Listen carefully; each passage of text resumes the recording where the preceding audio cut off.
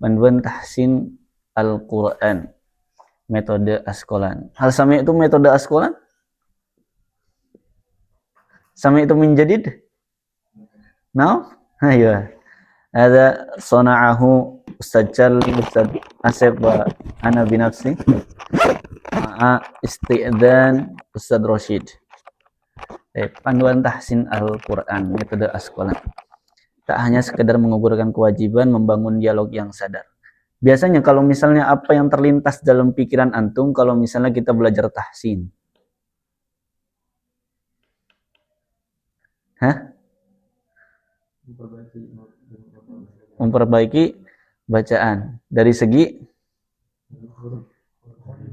tajwid. Biasanya langsung makhorijul huruf, sifatul huruf, atau tajwid dulu? Tajwid dulu. Kalau tajwid itu gimana? Kita santai aja ya. Afwan kalau misalnya anak agak kaku. Karena baru pertama kali juga, Masya Allah, Alhamdulillah. Allah kasih kesempatan untuk bisa bersama-sama belajar. Kita mengulang pelajaran lagi. Jadi kalau misalnya di dalam setiap fan ilmu, tahu fan ilmu? Fan ilmu tuh ada beberapa ilmu-ilmu yang memiliki fan, ya tahu. Fan tuh kalau misalnya gampang, ada jenisnya. Ada fan fikih, ada fan nahwu, ada fan yang lainnya. Nah, di setiap fan ilmu itu memiliki mabadi, permulaan. Inna mabadi alikulli ilmin asyarah. Jadi ada 10 permulaannya. Nah, yang paling ana bahas, yang pengen ana bahas terkait faidah atau samroh. Apa faidah samroh? Apa samroh? Samrotul yadi. Mana samrotun? Ayo. Sumrah, samroh. Mana samroh? Buah. Nah, apa faidah? Manfaat. Jadi kalau misalnya kita tuh ada semangatnya atau enggak dalam belajar, kalau misalnya kita tahu faidah dan samrohnya. Contoh misalnya tiba-tiba belajar kayak gini apa segala macam. Tapi kita nggak tahu emang apa sih fungsinya, emang apa sih efeknya untuk kita di masa depan. Nah, untuk mempelajari tahsin yang akan kita buat, atau yang akan kita selesaikan, atau yang akan kita kaji ini, yang akan Anda bahas terkait faidahnya terlebih dahulu. Jadi supaya antum tahu, kenapa sih tahsin lagi? Padahal udah lama ngaji, udah lama ngafal, udah sampai berapa juz, berapa belas juz, puluhan juz, apa segala macam. Tapi kenapa baru tahsin lagi? Nah, nanti ada faidahnya atau samrohnya. Nah, di sini ada tak hanya sekedar menggugurkan kewajiban, tapi membangun dialog yang sadar. Nah, kira-kira apa maksudnya dari tak hanya sekedar menggugurkan kewajiban?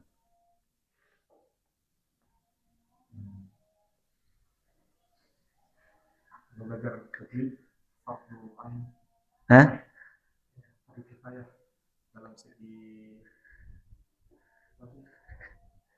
Mempelajari tajwid hukumnya fardu kifayah. Sedangkan mengajinya dan menggunakan ilmu tajwid fardu ain. Apa itu pengertian dari fardu kifayah? Cukup satu orang. Jadi kalau misalnya dalam satu desa ada satu orang yang mengerjakan, maka gugurlah kewajiban satu desa tersebut. Tapi kalau fardu ain bukan hanya diwakilkan oleh satu orang, tapi oleh seluruhnya. Tapi di sini metode askolan itu lebih tepatnya kepada praktek sholat. Apa yang menjadi rukun dalam bacaan ketika sholat? Surat apa?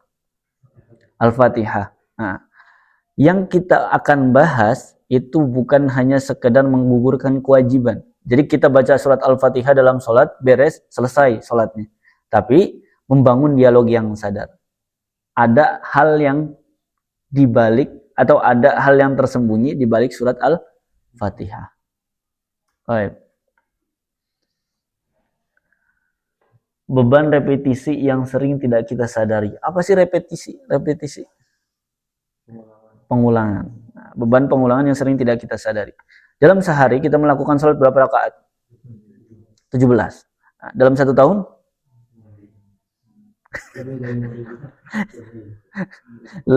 lebih dari 6.000 setahun. Jadi maksudnya dari 1 tahun kita mengerjakan sholat itu 17 rakaat dalam sehari, itu berapa kali mengulang bacaan surat Al-Fatihah? Ya 17 juga lah. Kan setiap rakaat wajib Al-Fatihah. Gimana sih itu? Ini baru sholat wajibnya aja, belum sholat sunnahnya. Kalau sholat sunnahnya beda lagi, tambah lagi. Nah, buat yang wajibnya aja dalam 1 tahun itu kita mengulang Al-Fatihah sebanyak lebih dari 6.000 kali. Kalau misalnya kita kerjakan sampai umur segini, kira-kira hitung udah berapa ribu yang kita baca, maksudnya kita baca Al-Fatihah ini udah berapa kali, udah berapa ribuan kali. Tapi pesannya bukan di sini. Nah, itu di bawahnya. Dari puluhan ribu kali kita membaca Al-Fatihah, berapa kali ia benar-benar dibaca dan berapa kali ia sekedar menumpang lewat di lidah tanpa singgah di hati. Jadi nanti di slide-slide selanjutnya akan ada alasan. Jadi di sini kira-kira apakah Al-Fatihah yang kita baca itu sudah benar, sesuai, dan yang dimaksud dengan rukun itu seperti apa? Bahkan lebih luas lagi kalau misalnya dalam ilmu fikih. Dalam ilmu fikih, kalau misalnya Al-Fatihah tasdidnya kurang aja, itu batal sholatnya. Apalagi ada hukum-hukum tajwidnya yang kita tidak tahu. Kayak misalnya ada naber, kemudian ada tawallud. Apa tawallud? Alhamdulillahi Rabbil Alamin. Antum baca itu tawallud, melahirkan huruf baru. Seharusnya alhamdu malah jadi alhamdu. Itu disebut tawallud. Nanti antum akan dilepas dari askolan ini. Antum pasti akan menemukan banyak, kalau misalnya antum jadi guru ngaji, pasti problematikanya ada yang tawallud kayak tadi alhamdu, gimana cara memperbaikinya? Ada saran? Ada solusi? Gozi?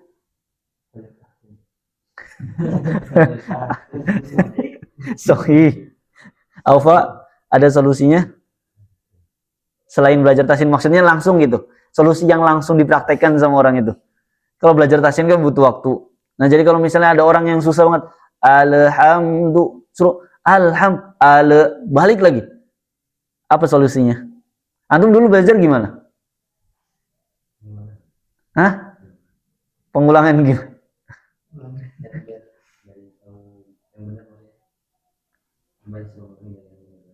Dari yang benar lagi. Contohnya gimana? Oh, tasin sama yang bisa. Itu kan butuh waktu proses. Nah, jadi kalau misalnya langsung kasih praktek, kasih teori, nih bacanya itu kayak gini, lidahnya itu jangan kayak gini, kayak gini, kayak gini. Ada nggak? Enggak. Bukan masalah bisa atau enggaknya. Ada nggak solusinya? Teori dari antum sebagai al-hafidh, insyaallah.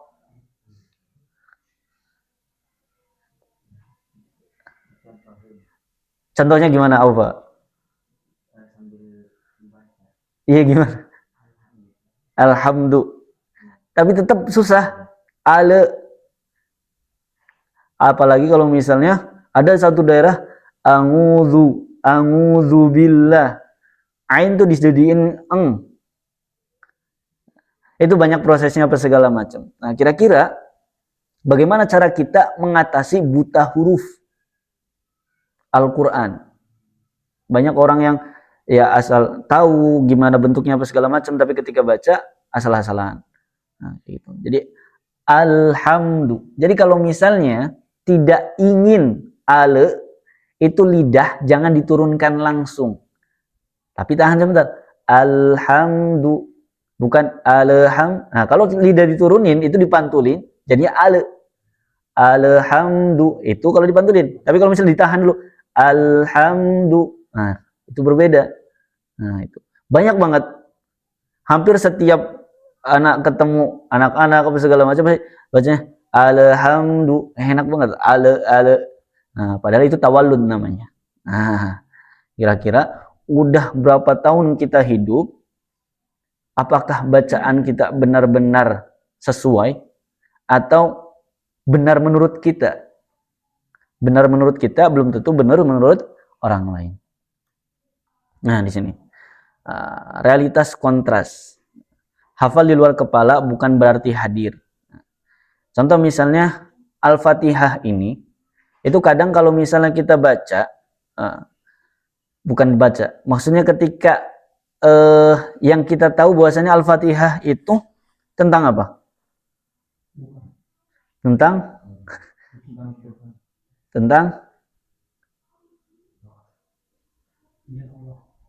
apa? Pujian kepada Allah. Nah, di sini terkadang kalau misalnya kita tidak mempelajari tahsin, makanya kenapa dari awal Askolan itu, Ustadz Rosid dan yang lainnya itu menekankan untuk tartil. Apa tartil? Baca secara pelan-pelan. Nah, ini ta'aduban. Apa ta'aduban? Adab. Kenapa? Karena kalau misalnya, contoh misalnya dalam sholat, biasanya sholat tarawih yang ngejar 30 juz dalam satu hari satu malam. Kalau misalnya bacaannya benar, aman. Nah, tapi kadang, bacanya ngebut segala macam, itu yang jadi problem. Belum tentu makhrajnya benar, belum tentu tajwidnya benar. Sedangkan yang seharusnya rukun itu harus terpenuhi rukunnya, baru sah sholatnya. Nah, di sini ada di hadapan manusia, ada sebuah analogi, contoh, ada juga di hadapan Allah. Nah, di hadapan Allah itu kapan? Ketika kita sholat.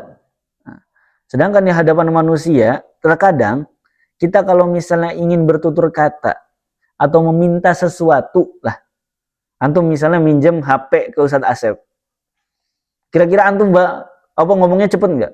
Ustadz anu minjem HP, kan nggak. Ustadz Afwan, anu minjem HP, anu minta apa mau nelpon ibu ana apa segala macam, kan pelan, dilembutin suaranya. Begitu juga kalau harusnya ketika kita sholat, karena nanti ada sebuah ada sebuah hadis yang mengatakan bahwasanya Al-Fatihah itu bukan hanya sekedar ya bacaan rukun aja. Nah, tapi nanti, jadi kadang kalau misalnya kita ngomong sama manusia untuk meminta sesuatu atau segala macam, pasti sangat berhati-hati. Bahkan memilih kata dengan teliti. Antum mau nanya aja mikir dulu. Ngomong ini pantas enggak kira-kira? Ngomong ini pantas enggak kira-kira apa segala macam. Nah, tapi terkadang kalau misalnya kita sholat, kita mengabaikan itu. Yang penting sholat selesai beres, udah. Nggak ada esensinya. Makanya permasalahannya adalah kenapa kok ada orang yang udah sholat katanya inna sholata tanha 'anil fahsya'i wal munkar, tapi udah sholat masih tetap melakukan kemaksiatan, masih tetap melanggar atau melakukan kemungkaran. Nah, di sini nanti jawabannya. Yakni ketika kita membaca surat Al-Fatihah atau surat-surat yang lain apa segala macam tidak sesuai dengan makharijul huruf. Nah, terburu-buru, yang penting kewajiban selesai, tidak memikirkan makna yang sedang diucapkan, hati dan pikiran mengembara ke tempat lain, pekerjaan, barang berharga, dan lain-lainnya. Jadi, sholat yang kita jaga di dunia akan menjadi penjaga kita di akhirat kelak. Nah, maksudnya, kalau misalnya kita menjaga sholat kita dari segi bacaannya, dari segi kita memahami ayatnya, perkataannya, apa segala macam, maka itu menjadi poin untuk kita nanti. Tapi yang jadi permasalahan, terkadang kita terburu-buru itu tidak tahu emang apa sih di balik Al-Fatihah ini. Sampai orang itu menspesialkan surat Al-Fatihah. Di sini. Al-Fatihah bukanlah sebuah monolog, ia adalah dialog yang nyata. Apa maksudnya monolog? Ada monolog, ada dialog. Hah? Bukan. Ada yang bisa, kalau bisa nanti dikasih hadiah sama Ustadz Charlie.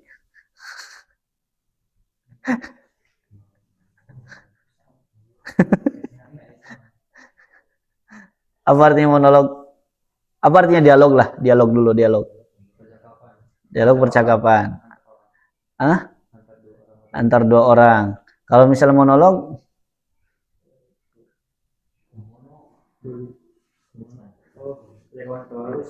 percakapan satu orang, nggak ada yang bales obrolannya. Jadi ngobrol aja kayak sendiri, kayak orang orang kena gangguan jiwa gitu. Jadi dia ngomong sendiri aja, nggak ada yang respon, tetap aja ngomong terus.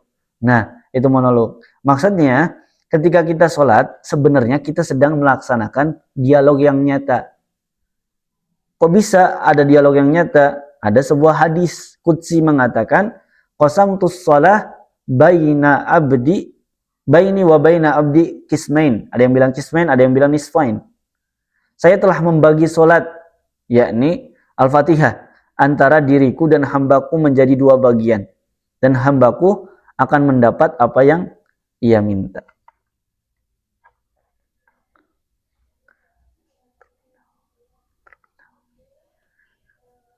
Oh iya we. Gini.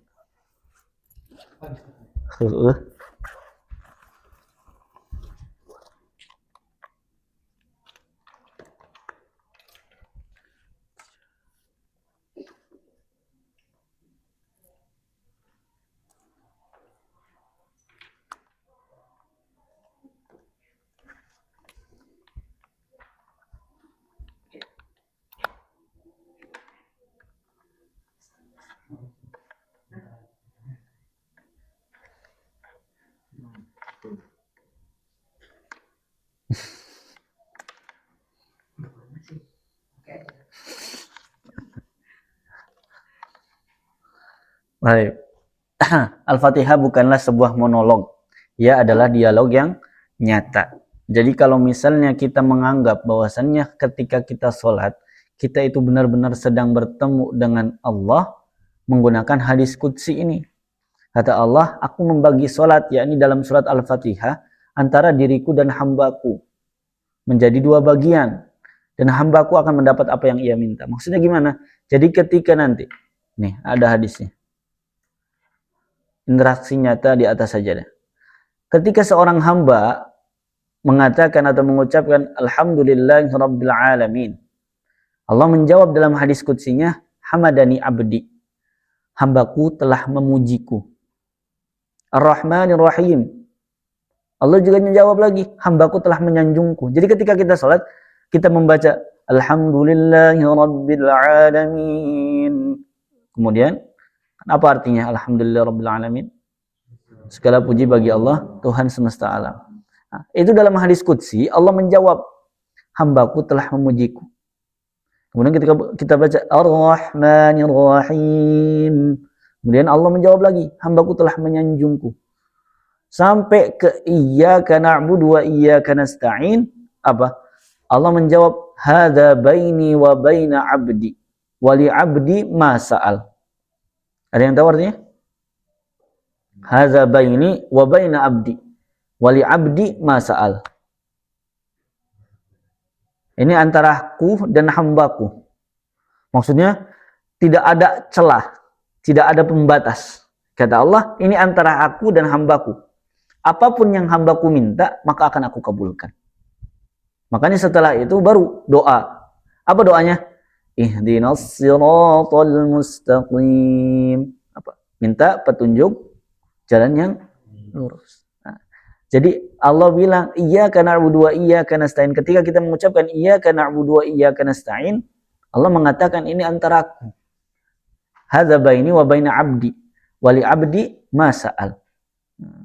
Dan untuk hambaku apa yang ia minta pasti akan aku kabulkan.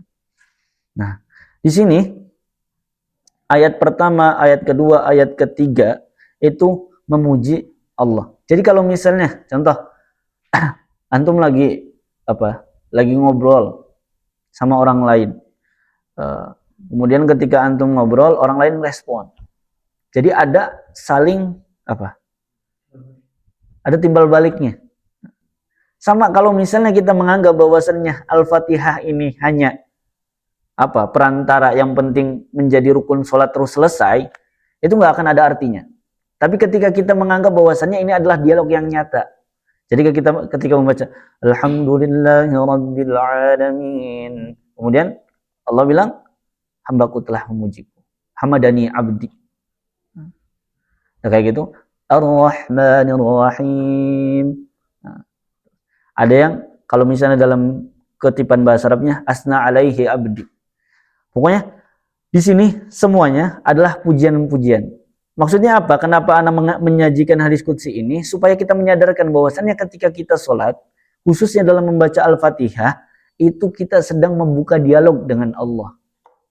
Masa iya ketika kita membuka dialog dengan Allah, bacaannya terburu-buru, tergesa-gesa?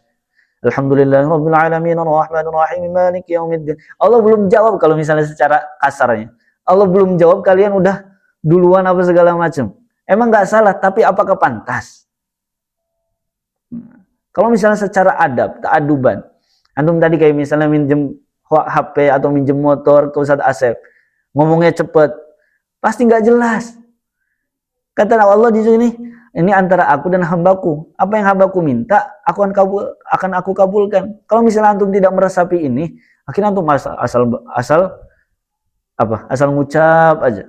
Nah, tidak menyerapi apa yang antum inginkan, apa yang antum minta. Maka disunahkan bahkan ketika selesai membaca shiratal ladzina an'amta 'alaihim ghairil maghdubi 'alaihim waladdallin, itu disunahkan sebelum membaca amin antara imam dan makmum. Bahkan ada hadis mengatakan kalau misalnya aminnya makmum bersamaan dengan aminnya imam, maka Allah ampuni dosanya. Tapi kayak mana caranya supaya bisa menyatu? Kan kita nggak tahu kapan aminnya imam, kapan aminnya makmum.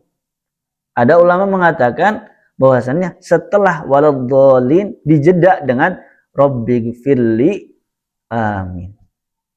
Nah, kenapa? Karena tadi waladhdallin di sini itu sama. Hadza baini wa baina abdi itu. Wali abdi masa'al. Ini hak hambaku dan akan aku berikan. Jadi kalau misalnya kita sebenarnya bisa berdoa di antara itu, di antara perbatasan itu. Bahkan nanti ada satu ayat yang dimana yang digunakan oleh Nabi Zakaria. Tahu Nabi Zakaria? Siapa? Nabi. Sohi. Nabi. Ayahnya siapa?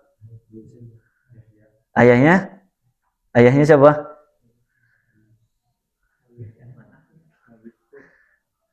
Nabi Imran. Anaknya Nabi, ayahnya Nabi Zakaria ini seorang ayah, menjadi seorang ayah dan seorang nabi. Nah, ayah dari siapa? Nabi Yahya. Apa hadisnya? Apa dalilnya?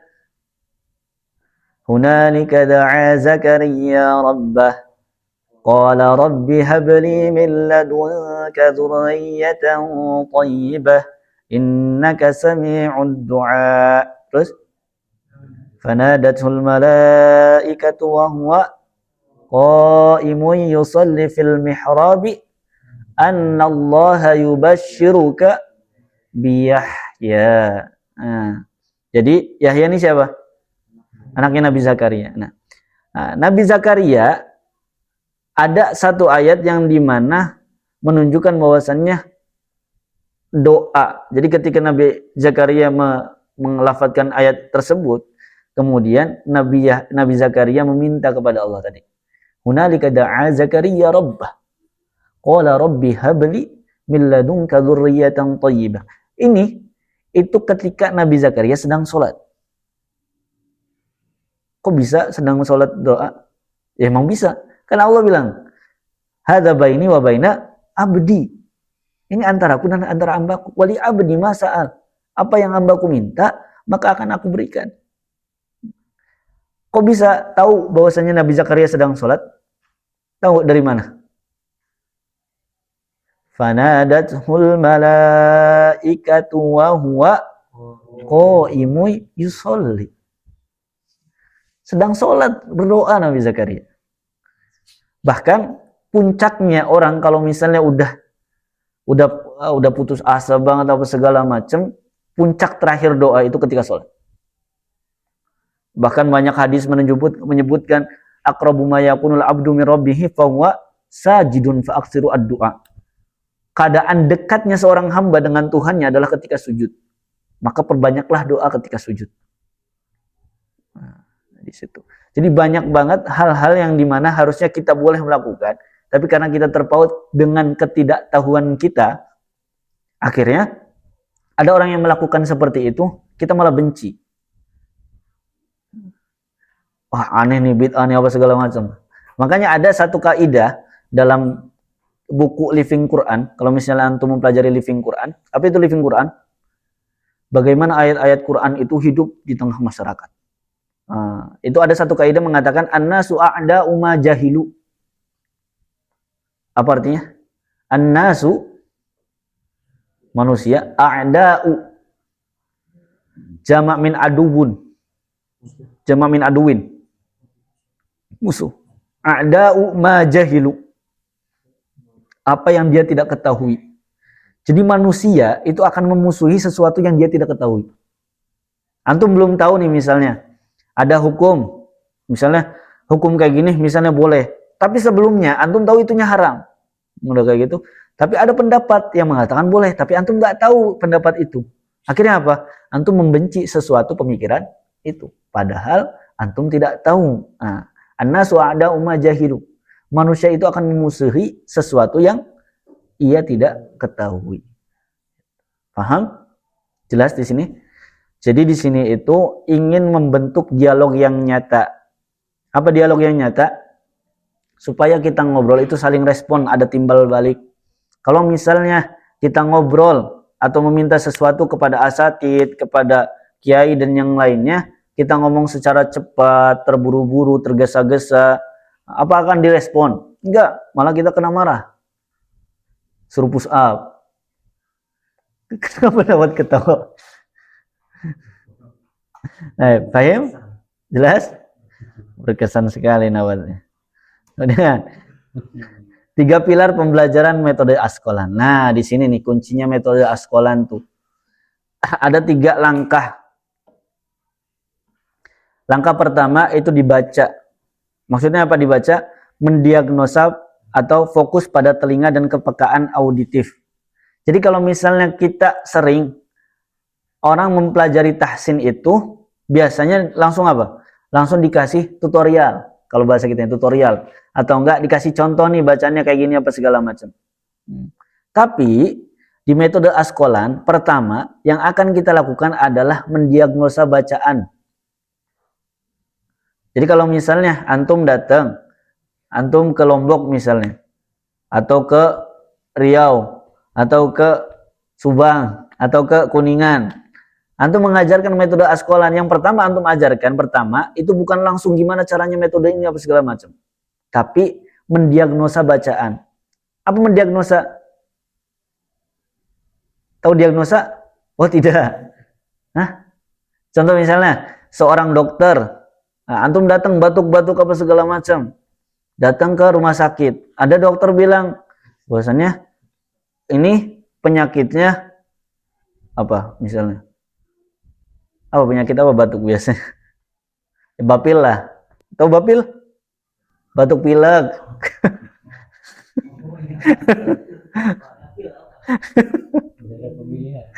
Nah, batuk pilek. Nah, misalnya, oh ini batuk pilek biasa apa segala macam. Nah, diagnosa dari dokter itu bapil, batuk pilek. Diagnosa itu apa? Bisa hasil pertama atau sangkaan pertama, atau ngecek bahasa ininya, cek. Kayak misalnya diagnosa, contoh misalnya sirois, membaca terlebih dahulu, kemudian Ana Ustaz Charlie, Ustaz Asep mendiagnosa bacaan rois. Oh, ternyata dia kurang di sini nih. Oh, ternyata dia kurang di ba-nya nih. Ternyata kurang sinnya nih, sifatnya kurang nih. Nah, itu diagnosa. Diagnosa awal. Diagnosa awal ketika rois membaca, sinnya ternyata kurang.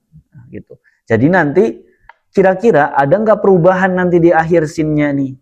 Nah, jadi kita nggak langsung memperbaiki secara cepat pada hari itu. Nih sinnya tuh kayak gini apa segala macam, tidak. Tapi kita diagnosa dulu, baca surat Al-Fatihah dari Bismillah, dari A'udzu sampai Waladdallin. Nah, dari situ nanti kita akan mengecek kira-kira bacaannya kurangnya di mana. Tapi kita nggak langsung evaluasi. evaluasinya antum nanti Rois tadi baca sinnya salah misalnya, enggak gitu.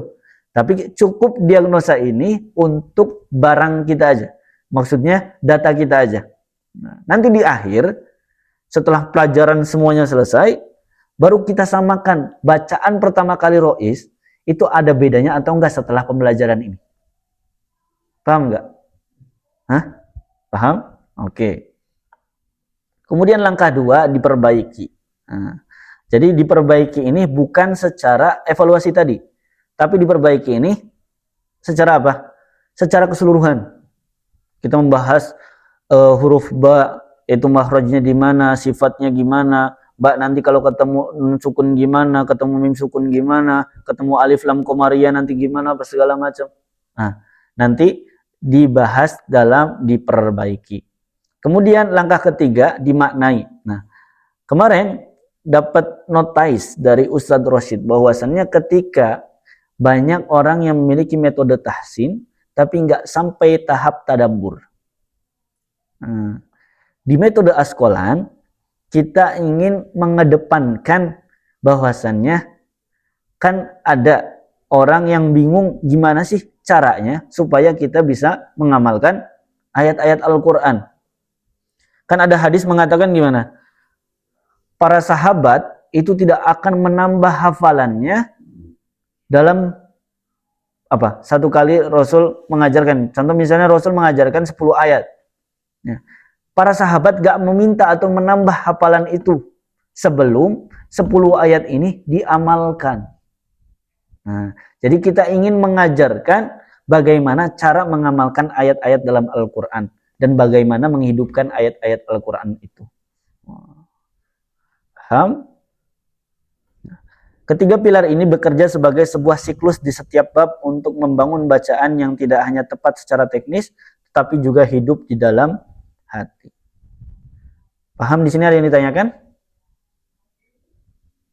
Gak apa-apa, tanya aja. Aman sejauh ini? Antum yang nanya apa aneh yang nanya? Baik, cukup? Oke, kita lanjut. Pilar pertama, kepekaan mendengar dan mendiagnosa. Nah, nanti fase pertama ini dilakukan oleh murid, oleh santri. Jadi nanti antum ketika pulang ke kampung halaman masing-masing punya satu metode. Metode tahsin, ada metode askolan, tahfidz, ada metode askolan. Nah, kemudian ngaji kitab juga ada caranya. Jadi antum udah ada bekal masing-masing. Nah, di sini pembentukan bekal pertama antum untuk menjadi apa? Pilar-pilar apa? Pioner. Mau pioner? Apa yang namanya pioner? Apa ya? Anak bingung nih. Pioner itu pencetus.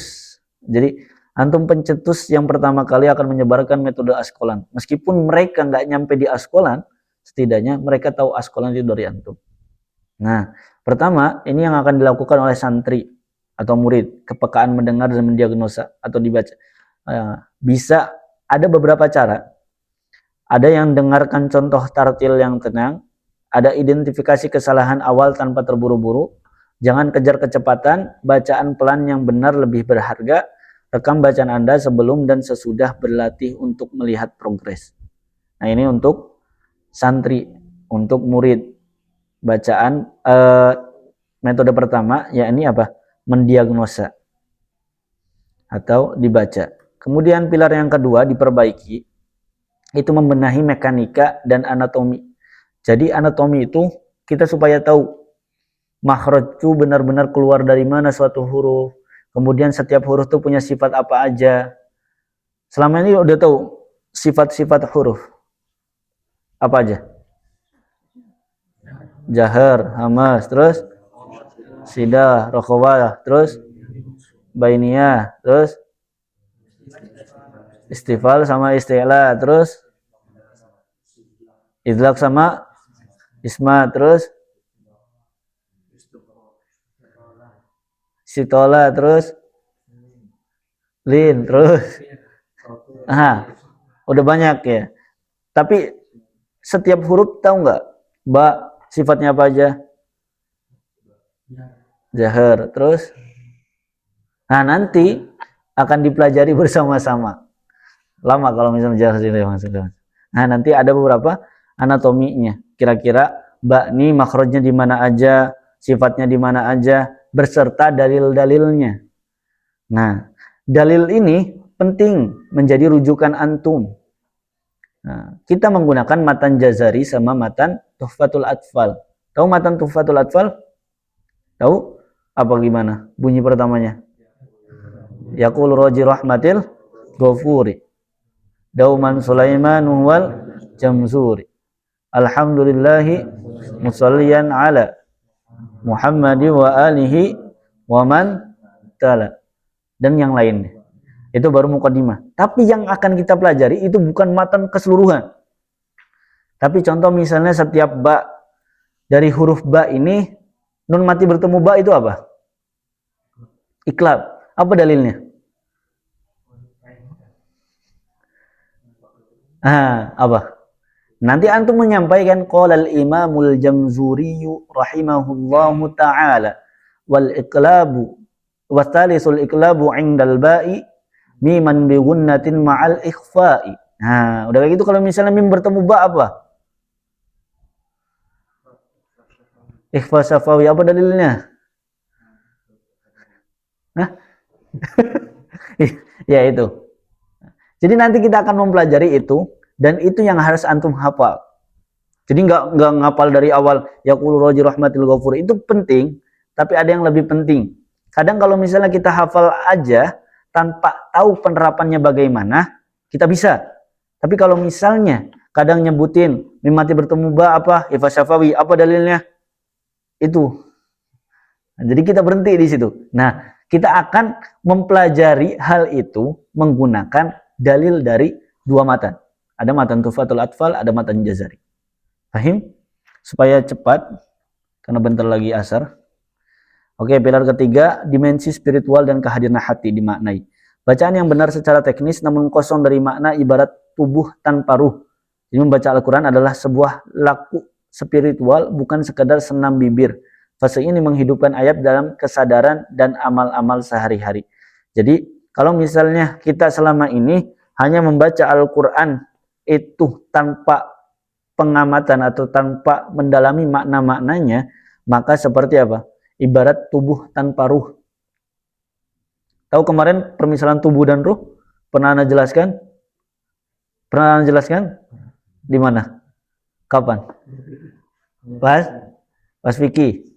Gimana tubuh tanpa ruh? Yang gak gerak, gak ngapa-ngapain. Kita nih gerak karena ruh. Nah, tubuh tanpa ruh, mafi hamasa. Mana hamasa? Gak ada semangat sama sekali. Jadi dimaknai di sini adalah satu momen yang akan kita pelajari atau kita kenal dengan istilah tadabbur. Nah, selama ini contoh misalnya amalkan ayat Alhamdulillahirabbil alamin. Gimana cara kita mengamalkannya? Setiap selesai dari pekerjaan ucapkan alhamdulillah. Setiap mendapatkan nikmat alhamdulillah. Nah, itu mengamalkan. Kalau Ar-Rahmanir Rahim kayak gimana? Gimana kalau kita mengamalkan Ar-Rahmanir Rahim?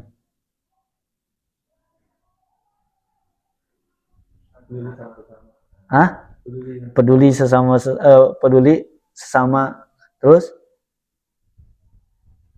dan yang lainnya. Kemudian Maliki Yaumiddin. Nah, nanti semuanya itu akan kita bahas di tadabbur, sesi tadabbur. Jelas?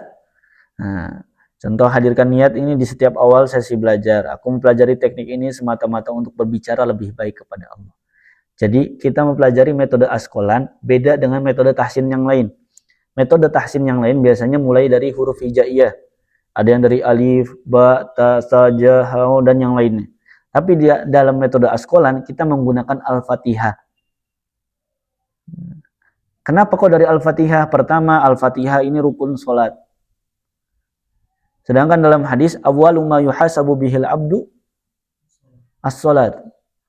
Pertama kali yang dihisab oleh Allah dari seorang hamba adalah sholatnya. Nah, ini menjadi sebuah rujukan atau menjadi sebuah alasan kenapa kita mempelajari tahsin itu dimulai dari Al-Fatihah. Kemudian yang kedua alasannya apa? Iktidaan bi kitabillah. Ya kan? Iktidaan bi kitabillah. Kemarin dalam membahas fikih, setiap musannif, setiap muallif, kenapa memulai dengan bismillah kemudian alhamdulillah? Apa alasannya? Iktidaan bi kitabillah. Nah, maka dari itu kita mengamalkan juga metode askolan iktidaan bi kitabillah, mengikuti kitab Allah, yakni Al-Qur'an. Baik. Nah, di sini ada peta anatomi tahsin. Jadi anatomi dasar dan karakter ada makhraj, sifat lazimah, sifat arido, kemudian hukum interaksi bunyi ada guna, ifa, idhar, idgham, iqlab, dan yang lainnya ada tafhim, tarkik. Nah, kita persingkat. Nah, cermin kehidupan mengapa sholat tidak berdampak. Nah, di sini alasan kenapa inna sholata tanha 'anil fahsya'i wal munkar tidak berfungsi. Kenapa? Yang pertama, bacaan asal-asalan, kita tidak menyerapi. Bahwasanya ketika kita dialog, kita santai-santai atau bahkan kita bacanya terburu-buru, tidak memperhatikan makhorijul huruf dan sifatul hurufnya. Nah, bacaan asal-asalan, membaca Al-Fatihah dengan terburu-buru dan makhrajnya keliru. Kemudian hati tidak hadir. Dari baca asal-asalan itu tidak akan melahirkan sebuah kehadiran hati, maka tidak akan meresap dalam sholatnya. Kemudian dialog terputus, ya kayak tadi. Kalau misalnya kita ngomong cepat apa segala macam, orang yang diajak ngobrol pun malas dengerinnya, apa segala macam. Akhirnya dialognya terputus. Sama ketika kita membaca Al-Fatihah terburu-buru, tergesa-gesa. Meskipun dibolehkan, tapi kalau misalnya kita untuk menyerapi maknanya, maka tidak boleh berburu-buru atau tergesa-gesa. Kemudian perilaku tidak berubah. Nah, efeknya nanti kalau misalnya satu, pertama bacaan asal-asalan, dua, sehingga menimbulkan hati tidak hadir, kemudian sampai tidak menganggap bahwasannya itu adalah dialog yang nyata, maka perilaku tidak berubah. Nah, di sini sholat gagal menjadi pencegah dari perbuatan keji dan mungkar. Nah, ada pesan dari Kiai Ana bahwasannya ketika seseorang itu sholatnya diterima, itu kita nggak tahu gimana caranya mengetahui orang tersebut. Contoh misalnya, emang selama ini kita tahu sholat kita diterima atau enggak? Enggak ada yang tahu. Tapi ada cirinya. Apa cirinya? Setelah dia melaksanakan sholat, perbuatan dia lebih baik daripada sebelum sholat. Sholat dia kayak sebelum sholat dia kayak gini, bercanda, napok apa segala macam. Tapi setelah sholat dia lebih baik. Itu cirinya. Ciri diterima sholatnya. Tapi kalau kita tahu atau enggaknya sholat seseorang diterima atau enggak, itu urusan Allah. Tapi cirinya itu menjadikan orang setelah sholat lebih baik daripada sebelum sholat. Paham? Ada yang ingin ditanyakan? Cukup? Lanjut. 12. Relevansi dialog Al-Fatihah dalam 4 realitas kehidupan. Nah, di sini ada salah satu kayak tadaburnya. Kadang para remaja nih, masalahnya para remaja menghadapi overthinking dan haus validasi sosial. Tahu haus validasi? Butuh diperhatiin, butuh perhatian. Jadi kalau misalnya orang, nggak ada yang mujiana nih, misalnya, udah kayak gitu, udah suaranya udah bagus, apa segala macem, ilmunya pintar, apa segala macem, nggak ada yang muji, akhirnya dia down. Dia butuh validasi. Akhirnya apa? Ngupload di sosial media. Oh, banyak tuh sekarang kayak gitu. Misalnya di rumah sakit, dia protes, nggak dapat pelayanan kayak gini apa segala macam. Dia up. Kayak gitu ternyata ya dia BPJS gitu misalnya. Dan kayak gitu, ada lagi yang lain. Maksudnya orang tuh sekarang untuk memvalidasi dirinya itu banyak tempatnya.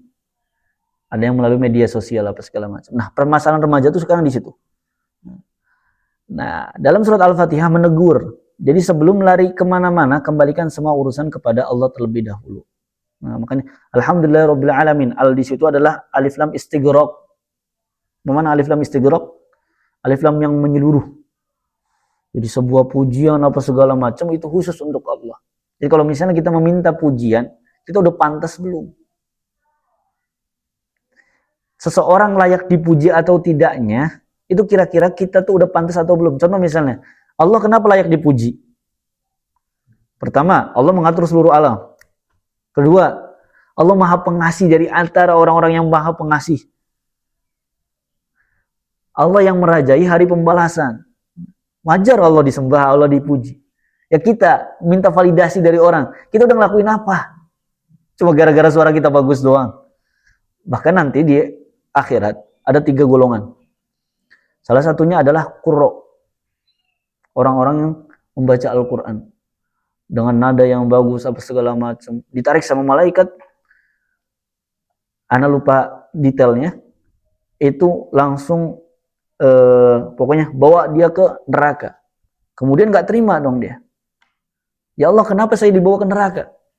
Saya di bumi telah melaksanakan membaca Al-Quran, membaca kalamullah, apa segala macam. Kata Allah, apakah yang engkau baca diniatkan untuk aku? Atau hanya untuk mendapatkan pujian orang lain? Sedangkan di dunia sudah engkau dapatkan pujian-pujian orang lain. Maka buat apa? Akhirnya dari situ dijerumuskan. Ada 3 orang golongan. Salah satunya adalah qurra. Makanya hati-hati. Kalau misalnya antum ingin memperdalam, memperbaiki, atau mengaji, atau dengan suara yang indah, apa segala macam, hanya untuk mendapatkan pujian. Hanya untuk dikirim ke Belanda menjadi imam. Jadi jangan sampai salah niat. Itu bonus. Dapat pujian, antum berangkat ke Belanda, antum berangkat umroh, itu semuanya bonus. Tapi kalau misalnya niat awal, antum ingin dipuji, maka akan hilang keberkahan dari Al-Quran itu. Ya, na'udzubillah summa na'udzubillah. Kemudian ada 2 slide lagi. Di sini cara menggunakan buku panduan. Nanti ada buku panduannya, nanti antum baca sendiri. Kemudian ada peta jalan memulai 4 komitmen dasar tahsin. Pertama, ini tadi, niat yang lurus. Kenapa dalam setiap kitab-kitab besar hadis itu dimulai dengan innamal a'malu binniyat? Karena niat ini yang paling berpengaruh. Kalau misalnya dari awal niatnya udah salah, maka kedepannya pun akan salah. Innamal a'malu binniyati wa innamal likulli imri'in ma nawa. Faman kanat hijratuhu ila Allah wa rasulihi fa hijratuhu ila Allah wa rasulihi. Faman kanat hijratuhu lidunya yusibuha aw imra'ati yankihuha fa hijratuhu ila ma hajara ilaihi. Jadi niat itu yang lurus. Pertama agar kita lebih baik bacaannya atau lebih baik untuk berdialog dengan Allah. Kemudian yang kedua, penerimaan total, terbuka pada koreksi. Jadi yang namanya tahsin itu pasti banyak koreksi. Nah, di sini kalau misalnya antum menolak, wah, nggak gitu Zat, misalnya. Nggak gitu Zat, yang benar tuh kayak gini apa segala macam. Maka nanti kita tunjukkan dalil-dalilnya, bentuk bukti-buktinya. Jadi antum kalau misalnya ingin mempertahankan argumentasi, antum punya dalil juga. Tapi dalil itu bukan untuk membenturkan antum dengan orang lain, bukan untuk menganggap antum yang paling benar. Dulu Imam Syafi'i pernah berdebat sama muridnya. Akhirnya apa? Muridnya nggak terima. Padahal Imam Syafi'i benar. Pendiri mazhab Syafi'i didebat. Akhirnya apa? Muridnya pundung. Tahu pundung? Orang Melayu pundung? Oh ya, merajuk ya, orang Melayu merajuk. Orang Kuningan pundung ya. Kalau orang Melayu merajuk. Kalau misalnya orang Kuningan pundung. Apa pundung? Ngambek. Jadi muridnya tuh ngambek, gak terima. Pulang. Apa yang dilakukan oleh Imam Syafi'i? Imam Syafi'i yang mendatangi. Imam Syafi'i yang pertama kali minta maaf. Itu adabnya Imam Syafi'i. Gak mau gara-gara debat doang, itu malah memberikan perselisihan. Nah, makanya antum mempelajari ilmu atau apa segala macam, pertama, ada beberapa orang yang diharamkan untuk mencium bau surga. Salah satunya adalah penuntut ilmu, yang dimana niatnya untuk mendebat gurunya. Yang kedua, untuk menghina orang yang bodoh. Jadi kalau misalnya ada salah satu niat di diri antum, anak belajar di sini mau debat guru anak nanti yang di Lombok, hebat kali. Nah, itu antum udah diciriin gak akan mencium bau surga. Nah, Di sini konsistensi mikro, latihan 10 menit setiap hari jauh lebih transformatif dibandingkan 2 jam namun sebulan sekali.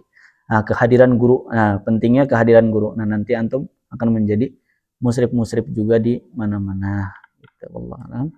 Kemudian evaluasi bab 1, nanti setiap bukunya itu ada evaluasinya. Kira-kira saya memahami secara utuh mengapa Al-Fatihah adalah dialog langsung dengan Allah bukan sekedar bacaan wajib. Paham nggak? Saya memahami secara utuh mengapa Al-Fatihah adalah dialog langsung dengan Allah bukan sekedar bacaan wajib. Tahu? Hah? Memahami secara utuh nggak? Mengapa Al-Fatihah adalah dialog langsung dengan Allah? Karena tadi hadis kuncinya. Setiap kita membaca satu ayat, Allah jawab. Kita baca satu ayat lagi, Allah jawab. Itu dialog. Jadi bukan hanya menggugurkan kewajiban, bukan hanya rukun. Tapi Al-Fatihah itu adalah dialog yang nyata antara hamba dan Allah. Kemudian, saya mengetahui dan memahami fungsi 3 pilar utama metode askolan. Paham? Dibaca, diperbaiki, dimaknai. Paham? Kemudian saya memiliki niat lurus dan komitmen waktu untuk belajar secara konsisten dan bertahap. Saya menyingkirkan ego dan siap mengirim voice note. Ini nanti kalau misalnya ada kajian-kajian online untuk menerima koreksi dari guru. Nah, perjalanan Anda menuju sholat yang sesungguhnya dimulai hari ini. Ya. Jadi selama ini ngapain sholat kita apa segala macam. Nah, jadi kalau misalnya di sholat itu masih bingung, kadang orang lamun baca nunggu imam beres bacaannya, kita nggak hulang kemana, pikirannya kemana-mana apa segala macam. Nah, tapi kita resapi bahwasannya nanti kalau misalnya kita ngaji di fikih di kitab Fathul Mu'in itu dijelaskan kalau misalnya ada senggang waktu, contoh misalnya imam baca surat panjang, kira-kira kita ngapain? Nah, udah kayak gitu kalau misalnya imam belum selesai baca doa iftitahnya, Allahu akbar kabira atau Allah mabaid baini wa baina khutayaya, nah, kita harus ngapain sebagai makmum? Nah, itu nanti antum akan pelajari kalau misalnya ada kesempatan. Wallahu alam, ini baru yang pertama. Mau lanjut atau udah?